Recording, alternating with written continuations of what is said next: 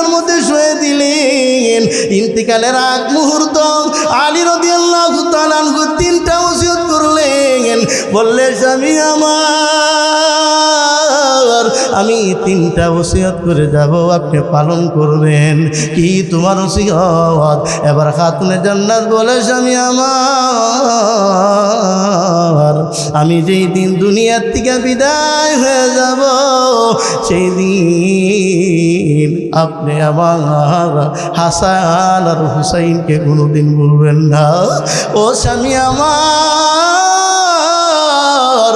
আমি যেদিন দুনিয়ার দিয়ে বিদায় হব আপনি পছন্দ মতো অন্য একটা মহিলাকে আপনি বিবাহ করে নেবেন। স্বামী আমার হাসান হুসাইনকে কষ্ট দিবেন না। কমপক্ষে সপ্তাহে একটা দিন কুলে নিয়ে আমার হাসান আর হুসাইনকে নিয়ে ঘুমাইবেন। ওরে স্বামী,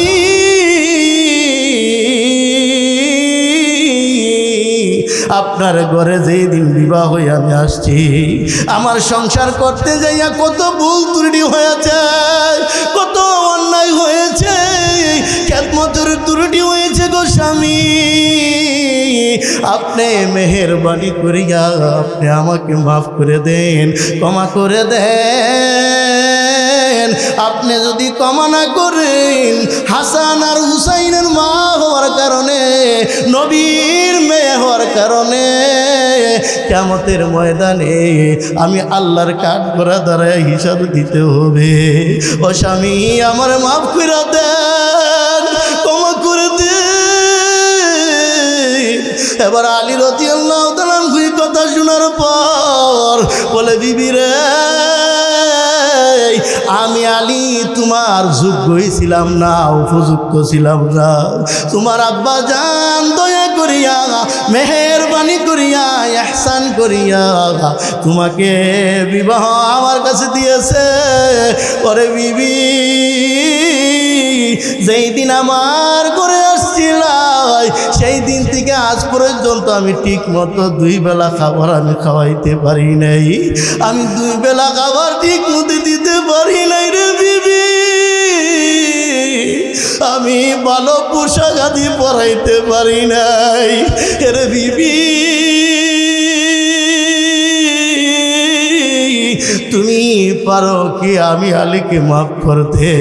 তুমি যদি মাফ না করো, কিয়ামতের ময়দানে আমি কঠিন আযাবের সম্মুখীন হয়ে যাব। এবার আলীও কান্দে, ফাতেমাও কান্দে। তাদের দাম্পত্য জীবন কত পরিষ্কার, কত সুন্দর। তোমার আমার দাম্পত্য জীবনের মধ্যে কোনো সুখ নাই, শান্তি নাই। 40-50 বছর সংসার আদি করছে, কোনোদিন আমার মা বোনেরা স্বামীর কাছে মাপ চায় না, স্বামীও স্ত্রীর কাছে মাপ চায় না। এদের জিন্দিগি কত পরিষ্কার, কত সুন্দর। তোমার আমার জিন্দিগির মধ্যে খালি ঝগড়া আর বিবাদ আর হিংসা, ঘরের মধ্যে শান্তি নাই। শান্তি কি ফিরে থাকবে? প্রত্যেকের ঘরে ঘরে টেলিভিশন আর ইন্টারনেট আর ফেসবুক ঢুকে গেছে। এই জন্য শান্তি সব টেলিভিশনের মধ্যে ঢুকে গেছে। কথা ঠিক না বেরি? যুদ্ধের ময়দানে হযরত আলী রাদিয়াল্লাহু তাআলা আনহু চলে গেলেন। চলে যাওয়ার পর বেঈমানদের সাথে, নাফরমানদের সাথে যুদ্ধ করতে আছে। যুদ্ধ করতে করতে যখন যুদ্ধ শেষ হয়ে গেল, আলী রাদিয়াল্লাহু তাআলা আনহু বাড়িতে আসলো।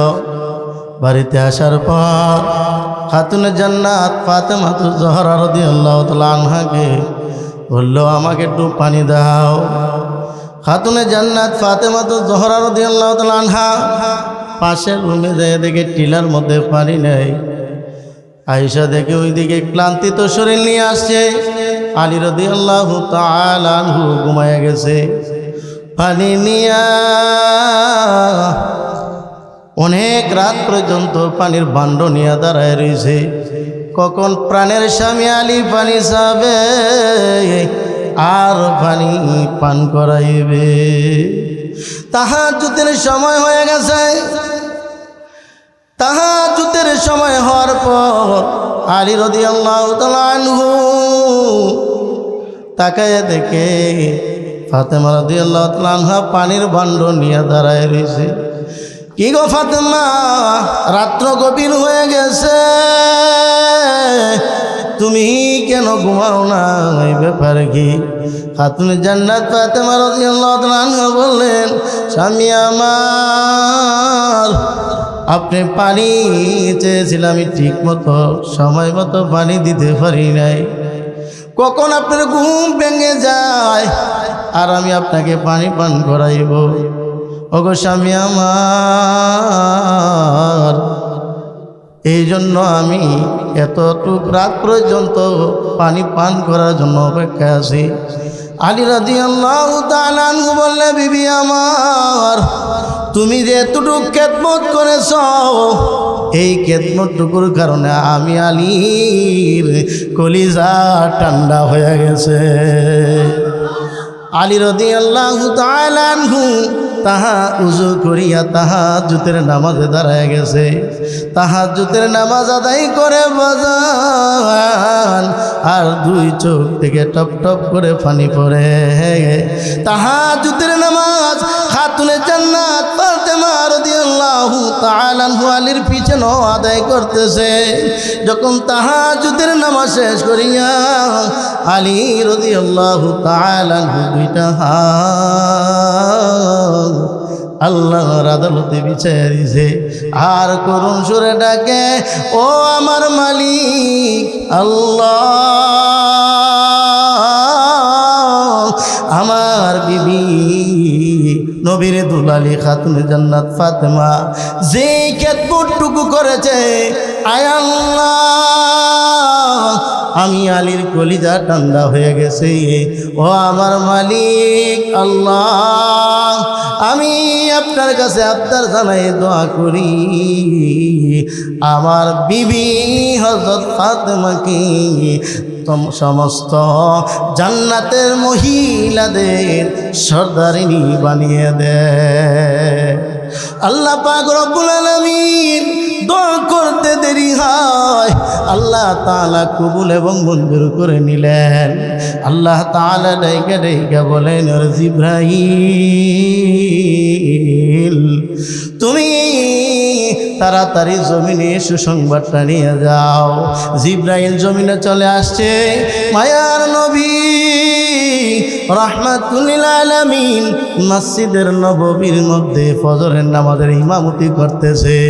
যখন ইমামতি করি ফজরের নামাজ কমপ্লিট করে নবীজি যখন বসে রইলেন, হঠাৎ জিবরাইল নবীজির ডান পাশে যাইয়া বলে, ইয়া রাসূলুল্লাহ, আপনার কাছে সুসংবাদ নিয়ে আসি।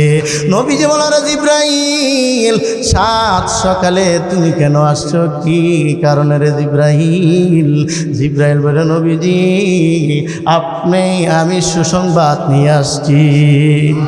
কি সুসংবাদ রে জিবরাইল? কি সুসংবাদ? বলে, গতকালকে রাতের বেলায় আপনার কলিজার টুকরা হযরত ফাতেমা আলী রাদিয়াল্লাহু তাআলা আনহু যুদ্ধের ময়দান থেকে আসার পর পানি চেয়েছিল, পানি সময় মতো দিতে পারে নাই। এই পানি নিয়ে সারা রাত্র আলোর শিয়রে দাঁড়ায় রয়েছে।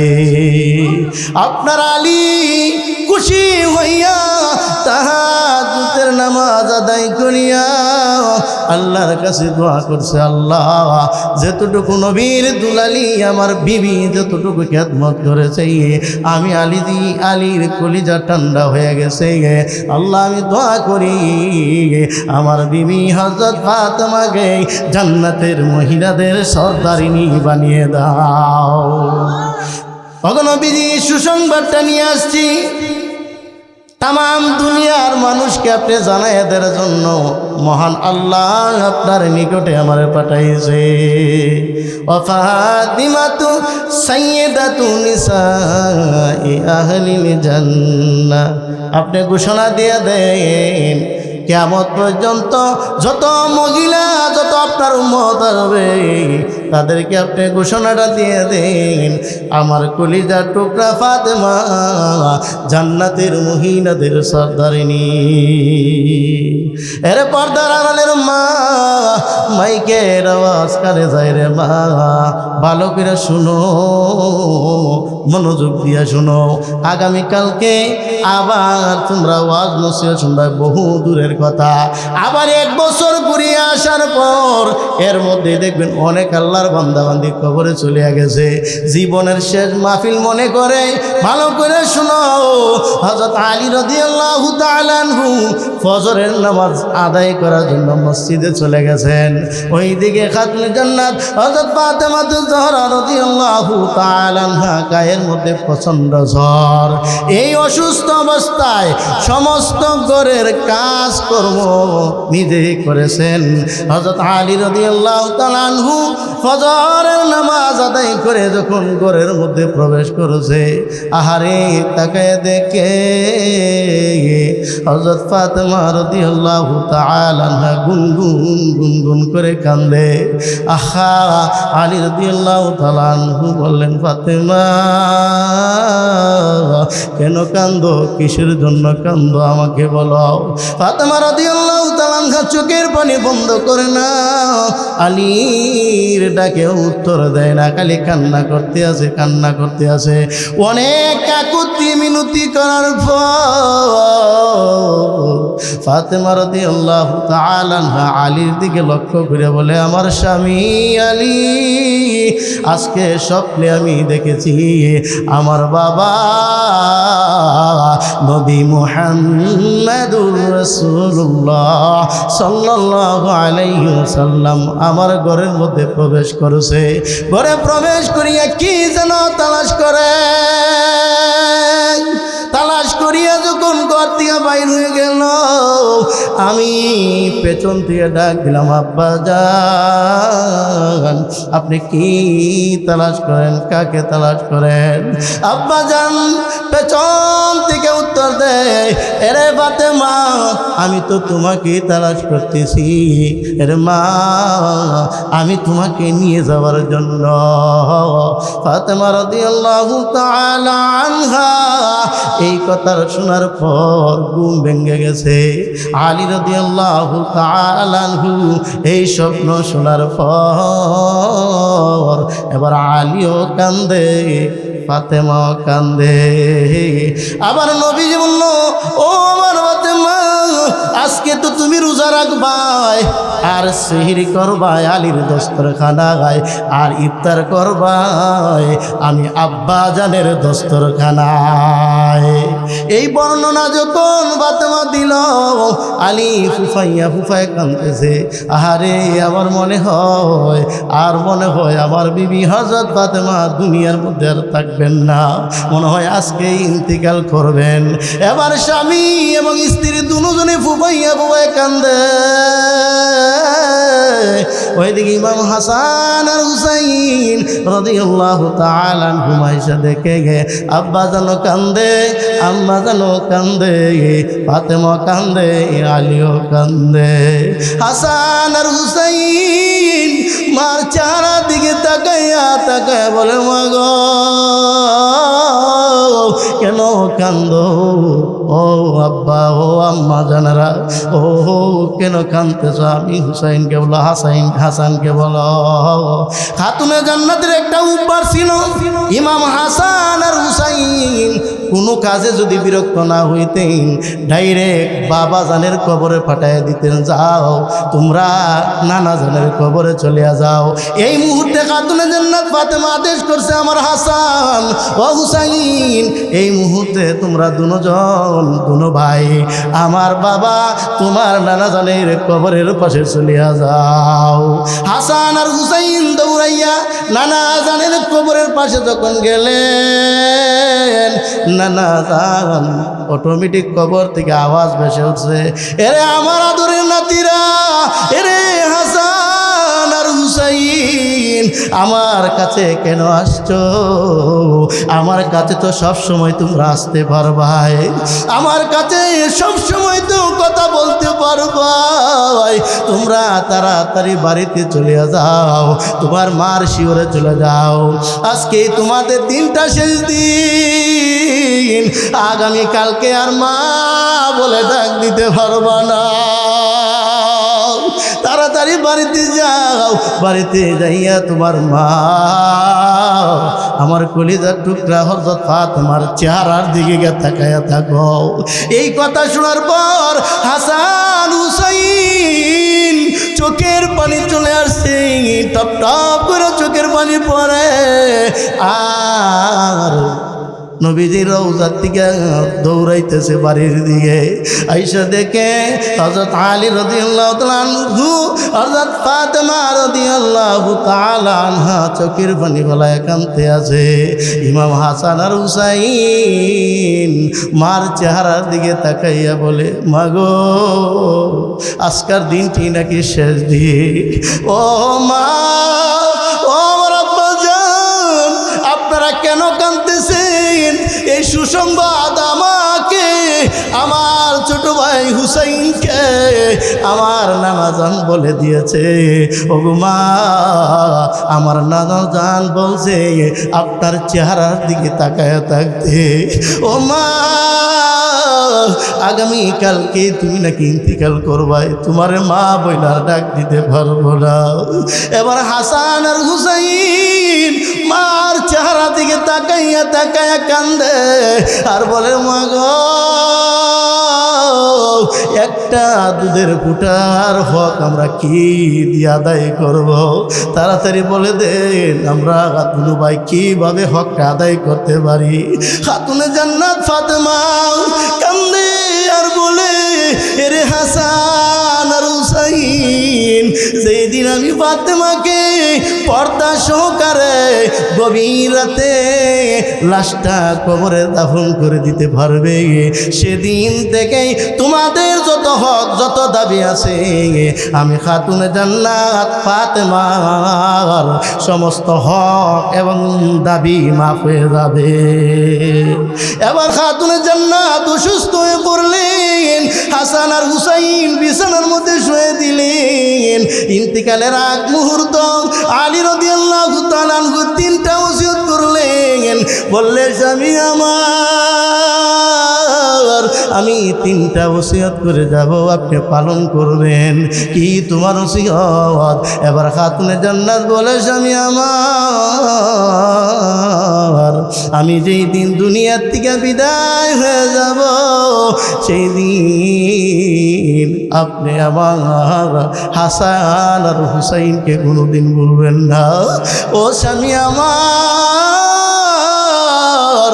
আমি যেদিন দুনিয়ার দিয়ে বিদায় হব, আপনি পছন্দ মতো অন্য একটা মহিলাকে আপনি বিবাহ করে নেবেন। স্বামী আমার হাসান হুসাইনকে কষ্ট দিবেন না। কমপক্ষে সপ্তাহে একটা দিন কুলে নিয়ে আমার হাসান আর হুসাইনকে নিয়ে ঘুমাইবেন। ওরে স্বামী,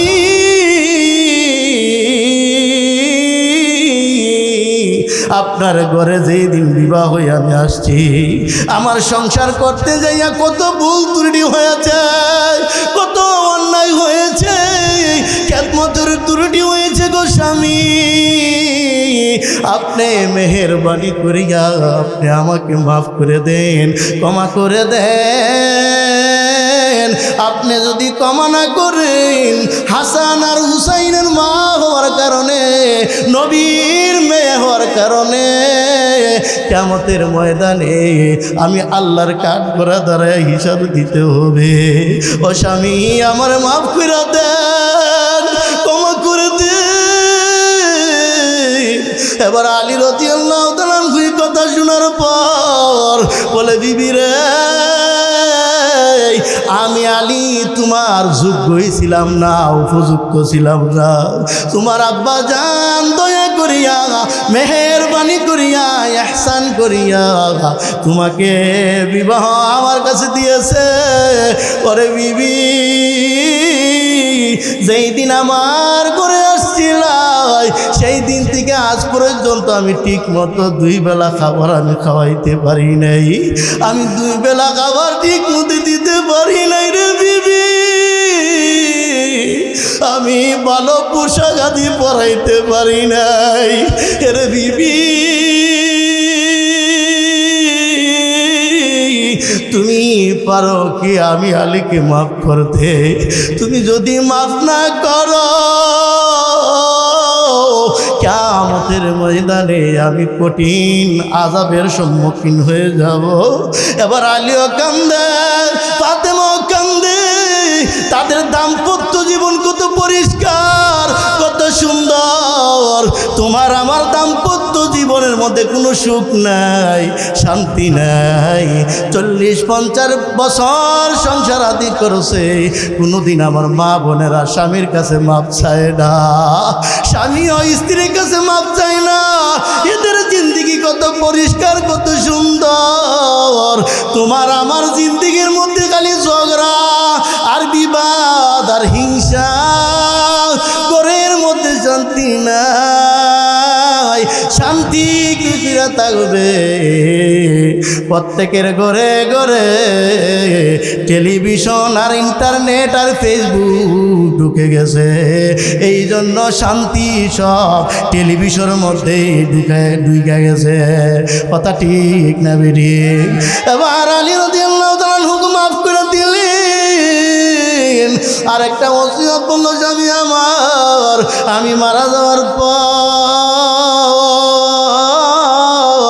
মৃত্যুর সংবাদ বেশি মানুষকে আপনি জানাইবেন না। আলী রাদিয়াল্লাহু তাআলা বললেন, এরা বিবি, তুমি তো হলো নবীর দুলালি খাতুনে জান্নাত ফাতেমাতুজ জাহরা, তুমি জান্নাতি মহিলাদের সরদারিনী। আমি অনেক মানুষকে সমাগত করব। এরে বিবি, এতে তোমার কোনো সমস্যা নাই। কি তোমার সমস্যা? ফাতেমা রাদিয়াল্লাহু তাআলা আনহা বললেন, স্বামী আমার, মানুষ যখন জমা হয়ে যাবে জানাজার নামাজে, আয়েশা দেখবে আমি ফাতেমার লাশটা কতটুকু লম্বা, কতটুকু চওড়া, কতটুকু মোটা। স্বামী আমার পর্দা লঙ্ঘন হবে। ওরে স্বামী, আমি কি আমল নিয়ে কবরে যাব? আমি বেপরদা হইয়া কবরে যাইতে চাই না। স্বামী আমার, আমার মৃত্যুর সংবাদ দুনিয়ার মানুষকে আপনি জানাইবেন না, আত্মীয় স্বজনকে খবর দিবেন না। খাতুনে জান্নাত ফাতেমা রাদিয়াল্লাহু তাআলা আনহা এই কথা বলতে দেরি, ইন্তিকাল হতে আর দেরি নাই। আলীর কোলের মধ্যে ইন্তিকাল করলেন। আর হাসান আর হুসাইন এতিম, মার গলায় ধরাইয়া কান্দে, মাগো আজকে থেকে মা হারা হয়ে গেলাম, নানার ভালোবাসাও বেশি দিন পাইলাম না। ও মা, মা মা বলে কান্দে। এবার যখন গোসল সমাধা হয়ে গেল, এবার পড়াইয়া আলী রাদিয়াল্লাহু তাআলা আনহু জানাজার নামাজ পড়াইলো। ইমাম হাসান আর হুসাইন আলী তিনজন তিন কোণারে ধরে রাখছে। একটা মানুষের অভাব, 4 জন মানুষ লাগে কবরে লাশ নিয়ে যাইতে হলে। আর একটা মানুষ কোথায় পাওয়া যায়? ওইদিকে মায়ার নবী রাহমাতুল লিল আলামিন আবু যর গফারিকে ডাইকা ডাইকা বলে, রে আবু যর, আমার কলিজার টুকরা ফাতেমা ইন্তিকাল করছে। আমার কলিজার টুকরা 2 নাতি হাসান আর হুসাইন 2 কোণারে ধরে রাখছে। আর আমার মেয়ের জামে আলী 1 কোণারে ধরে রাখছে। তাড়াতাড়ি যা, তুই 1 কোণারে ধরিয়া লাশটা তুই কবর নিয়ে আয়। এই সংবাদ, এই খবর পাওয়ার পর আবু যর গেফারির ঘুম ভাঙ্গা গেছে। আপনি এবং আমি স্বপ্ন দেখার পর ফজরের সময় ভাবতে থাকি কি দেখলাম কি দেখলাম কি দেখলাম।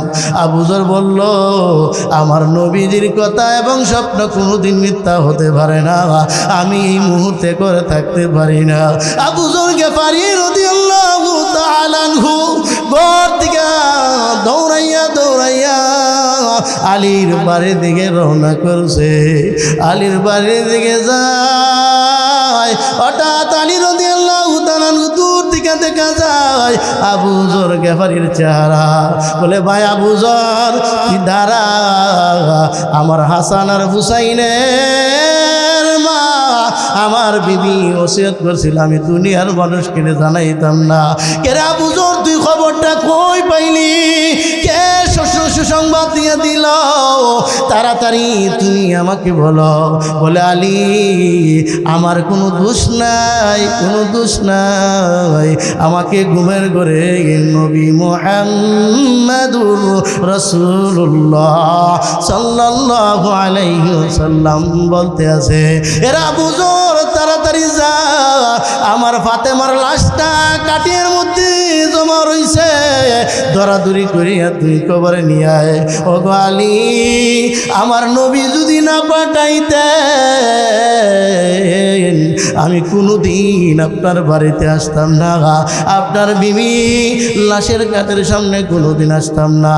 এবার চারজন দরাদরি করিয়া লাশ যখন কবরে নিয়ে গেল, কবরে যখন ফাতেমাকে রাখা হলো, আবু যর গেফারি রাদিয়াল্লাহু তাআলা আনহু নিজেকে নসিহত করে, আবু যর কি আমল জোগাড় করছো?